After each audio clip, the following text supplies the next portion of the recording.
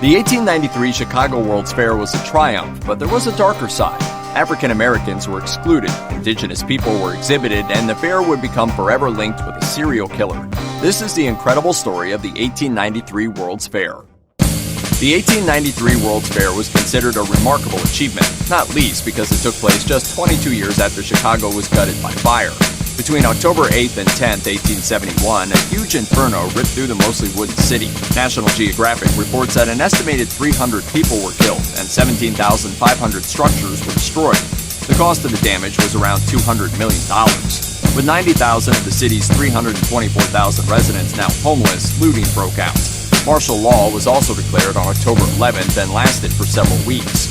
However, Chicago's leaders saw an opportunity to rebuild a bigger, better, more fireproof city.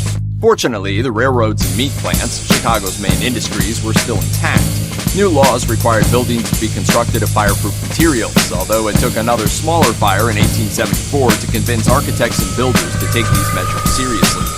In 1890, Chicago beat rivals New York, Washington, D.C., and St. Louis in the contest to host the 1893 World's Fair. The city ultimately raised more money than its rivals, from wealthy investors including Marshall Field, the city and state, and ordinary citizens. The organizers' first priority was designing and constructing the landscape that the fair would take place upon. For this, they hired America's most famous landscape artist, Frederick Law Olmsted, and his business partner, Harry Codman, who sadly died before he could see their plans come to fruition. The fair organized their design around a series of artificial lagoons and waterways, complete with artificial islands. One of the main attractions was the Basin, a huge pond in the Court of Honor which featured the 65-foot gold-gilded statue of the Republic, a robed woman holding a globe and a staff. Guests could travel between exhibits by traditional Venetian-style gondolas or on newfangled electric-powered boats. Several boats also served as attractions in their own right.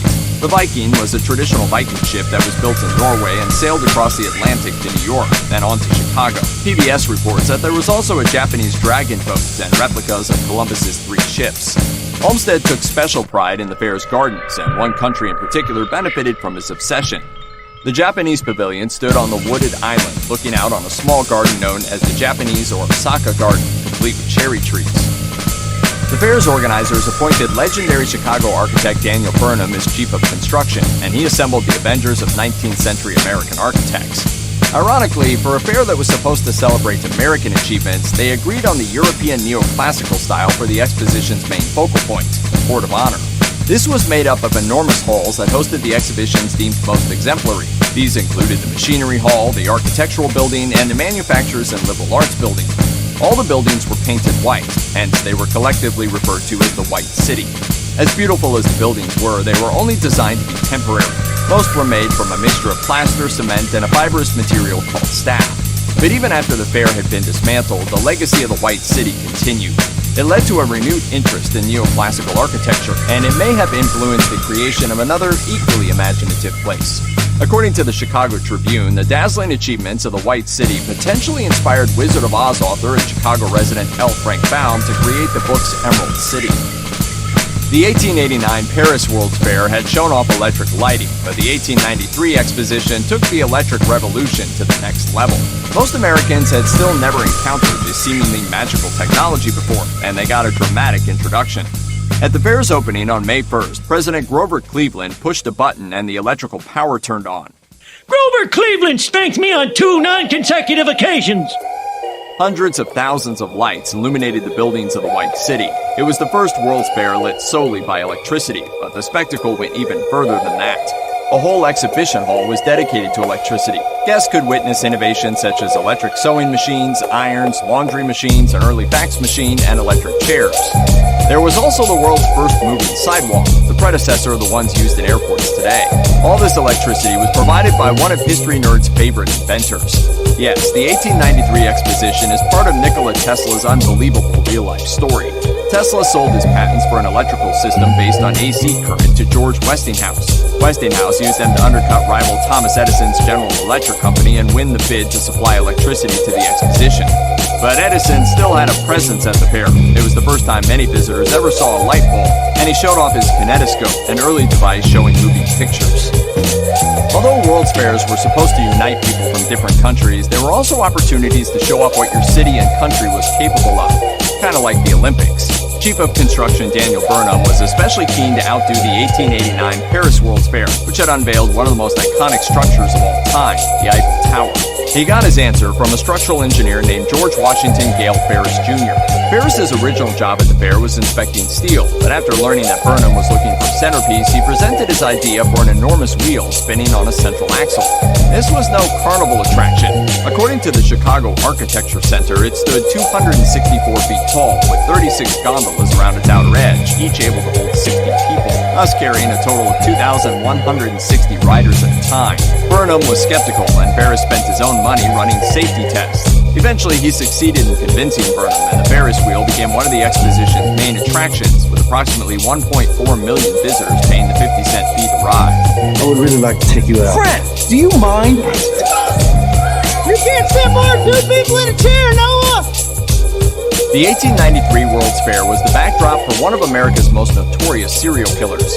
H.H. Holmes came to Chicago around 1885 and started working in a pharmacy in Englewood, eventually taking it over. He had a building constructed nearby on 63rd Street, which he ran as a hotel during the fair. Later dubbed the Murder Castle, Harper's reported in 1943 that it contained secret passageways, staircases that led nowhere, rooms with no doors, gas fixtures that led into bedrooms, and a kiln in the basement. Guests and employees got lost in the dark maze, and Holmes would torture them, kill them, and dismember or burn their bodies in the basement.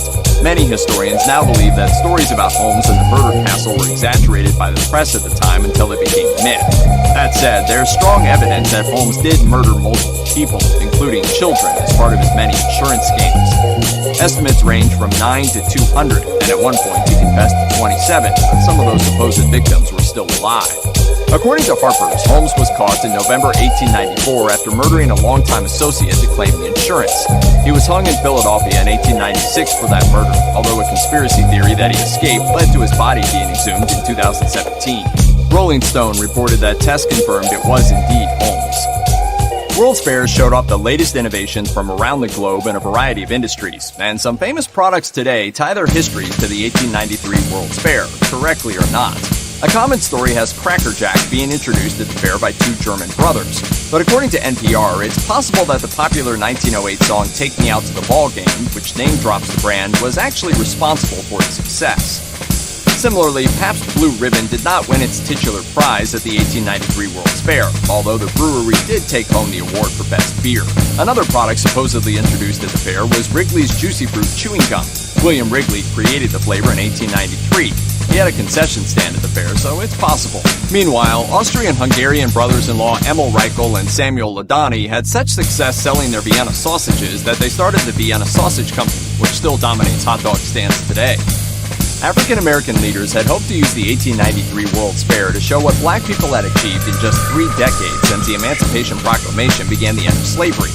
But while all 44 states at the time were represented, along with many other countries, the organizers refused to let African Americans exhibit as a collective group. They were also excluded from organizing committees and the opening ceremony, and black women were rejected from participating in the women's building.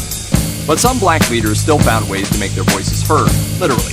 If you know the crazy real-life story of Frederick Douglass, you know he wasn't easily deterred. Douglass was invited to represent Haiti at the fair, and he used the ceremony to make a speech condemning American racism during the fair's dedication ceremony. When the fair opened, he and fellow civil rights legend Ida B. Wells and 2 other activists wrote and handed out a pamphlet on the same theme. The organizers made one capitulation. They deemed August 25th a day for celebrating African American achievements. Douglass was set to give another speech. However, when someone in the crowd heckled him about, quote, the Negro problem, he tossed his notes and delivered a blistering on-the-spot rebuke. Although African Americans were not allowed to represent themselves, black and indigenous people from other countries had their own exhibits. But in some ways, these may have been worse than having no representation. The exhibits were excluded from the Grand Court of Honor. Instead, they were housed on the Midway Plaza, the entertainment strip. That's housed in the literal sense. The exposition became a temporary home for people representing some Native American tribe and from people from Dahomey in West Africa. As page 54 of the official guide to the fair put it, the idea was that visitors could watch them cook, make trinkets, perform their songs and dances, and go about the ordinary routine of life in their tribes. They were treated more like animals in the zoo. The literature and media that came out of the fair endorsed this twisted perspective through racist cartoons and descriptions. They also associated African Americans with what they saw as the primitive Dahomeans, something Frederick Douglass condemned in his speeches and pamphlets. Fortunately, two of the buildings constructed for the 1893 World's Fair are still in use today. The first building is the Palace of Fine Arts, which was built specifically to be fireproof. It was used to display works of art from all around the world during the fair. After the fair, the building became the Field Museum, housing natural history artifacts. In 1921, the museum moved to its current location on Lakeshore Drive. The building stood empty until a restoration project started in 1926 prepared it to become the Museum of Science and Industry, just in time for Chicago's next World Fair, the 1933-34 Century of Progress. It's still there. The current entrance was the back during the fair.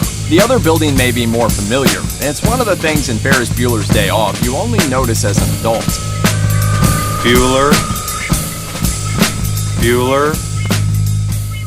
Bueller. While most of the World's Fair took place on the south side of Chicago in Jackson Park, the World's Congress building was downtown. It hosted the World's Congress Auxiliary, a series of meetings on the social topics of the day. Afterwards, it was taken over by the Art Institute of Chicago, which had partly funded its construction. We can't visit the 1893 World's Fair, but thankfully, we can retread the visitors' footsteps in these beautiful buildings.